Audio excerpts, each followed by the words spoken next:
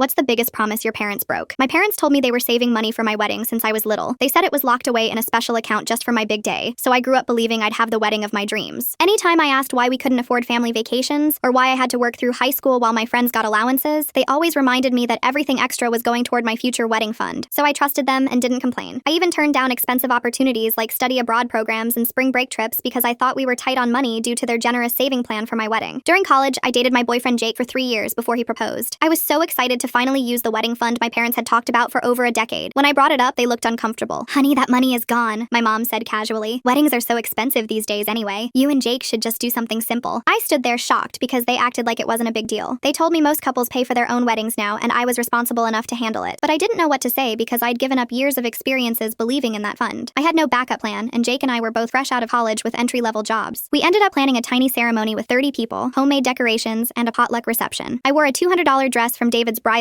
instead of the gown I'd dreamed about since childhood. At first, I thought that was the worst of it. But a few months after my wedding, I went to my sister Emma's housewarming party. She was only 23, but had somehow bought a beautiful house in an expensive neighborhood. I was admiring her granite countertops when I overheard her talking to our cousin about the down payment. "Mom and Dad gave me $35,000 as an early inheritance," she said proudly. "They said I was so responsible with money that I deserved it more than waiting until they died." I stopped moving because that was almost exactly the amount my parents had claimed was in my wedding fund. I left without saying a word. That night, I confronted my parents, and they didn't even try to hide it. They told me Emma had always been better with finances and deserved help buying a house more than I deserved a fancy wedding. "Emma's investment will grow over time," my dad explained. "A wedding is just one day that's over in a few hours." I packed my things that night and stayed with Jake's parents. I stopped talking to most of my family except my grandmother, who my parents had warned me was bitter and dramatic. When I finally visited Grandma and told her everything, she listened quietly. Then she told me something I'd never heard before. She said when my grandfather died 5 years ago, she'd asked my parents for help with the funeral costs. They told her no because they were saving every penny for my wedding fund and couldn't spare anything. Grandma had to take out a loan to bury her husband of 50 years while my parents kept the money that was supposedly mine. "That money was never really for you, sweetheart," she said sadly. "It was just their excuse to say no to everyone else." After that, I stayed close with my grandmother, and Jake's family became my real support system. We built our life together without my parents' help. Then last year, out of nowhere, my parents reached out. Emma had gotten divorced and lost the house in the settlement. They were asking if I could help her get back on her feet. "Family helps family," my mom said. "You've always been so generous." I told them I'd think about it. Then I called Emma directly and offered to help by paying for a financial literacy course so she could learn to manage money properly. Sometimes the best gift you can give someone is the lesson you learned the hard way.